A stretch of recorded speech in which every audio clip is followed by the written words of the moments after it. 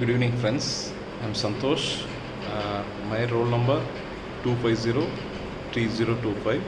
Today, I'm going to just express my views on India's fiscal deficit and public debt. What are the challenges, reforms, and the road ahead for that? So, a fiscal deficit. So, fiscal deficit in India, whatever the challenges like uh, for example, in the union budget, fiscal deficit is the excess of the government's total expenditure over its total non-debt receipts in a financial year. In simple words, a government spends more than it earns. So from taxes, it earns from taxes and other income. The difference is that fiscal deficit and it's financed by borrowing. Uh, just imagine like a family, if a household's monthly expenses are higher than its salary, it has to borrow from relatives or from the bank. Exactly the same way when the Indian government runs a fiscal deficit. So it borrows from the market, from financial institutions, and sometimes from external sources. So now, next, what is meant by debt, public debt?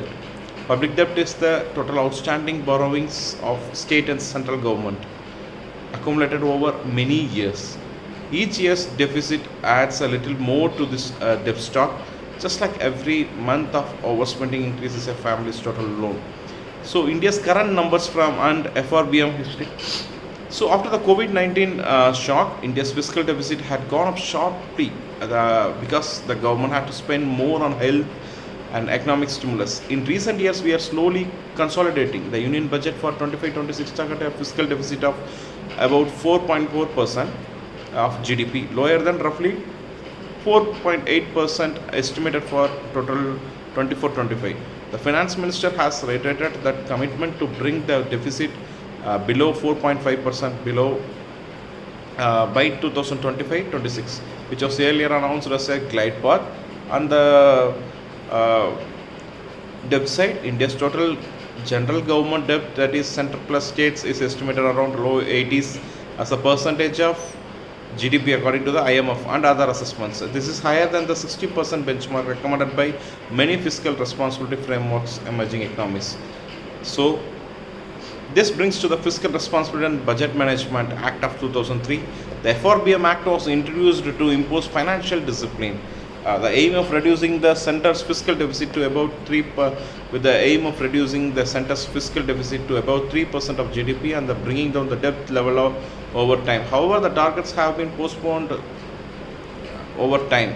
So, first, a high level of debt means a large interest burden in the why high deficit and debt are a problem. So, do you think why should we worry about these numbers?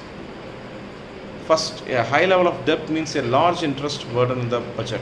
So, a significant share of the government's revenue now goes in just to pay the interest to past borrowings, leaving less room for spending on infrastructure, health, and education. This is especially serious for several state governments and already take a sizable chunk of the revenue. So second, India has been running primary deficits, meaning that even if we exclude interest payments, our regular spending is still higher than our regular income in most years. When primary deficits persist, the debt to GDP ratio tends to keep rising unless growth is very strong. Third, the high deficit. So crowd out private investments and create macroeconomic risk. When the government borrows a lot, it competes with the private firms for savings and may push up interest rates or create pressure on inflation. So reforms and solutions with the timeline. So what can India do to manage its fiscal deficit and public debt more sustainably? Once we need a stronger and modernized fiscal framework, the encasing committee on FRBM recommend using debt to GDP as the main anchor, supported by a clear medium-term fiscal strategy, transparent escape clauses for genuine shocks, implementing such framework consistently would give credibility to our consolidated plans. We need a stronger and modernized fiscal framework. 2, we must improve our revenue mobilization. And 3, we should reprioritize expenditure. So if India can maintain the current deficit around 4.4% in the near term and gradually move towards around 3% of GDP over the next few years, while keeping growth enhancing capital expenditure intact, the debt to GDP ratio can slowly decline. The central government has also articulated an ambition to bring its own debt near 50% of GDP around 2031, which would be a major step towards sustainability. Of course, there are serious barriers. Rationalizing subsidies or widening the tax base is tax base. It affects powerful interest groups and voters. Some states face pressure to borrow more for short-term schemes, and not all liabilities and guarantees are fully transparent, which makes managing fiscal risk harder. Policymakers therefore face delicate trade-off. So to conclude, debt by itself is not a will. What matters is why we borrow, how efficiently we spend, how fast our economy grows, and how transparently we manage public finances. If India can follow a credible fiscal rule, improve revenues, and invest more in productive assets and human capital, today's India's borrowing can finance tomorrow's inclusive growth story. The real challenge is to combine political will with sound economics. Thank you.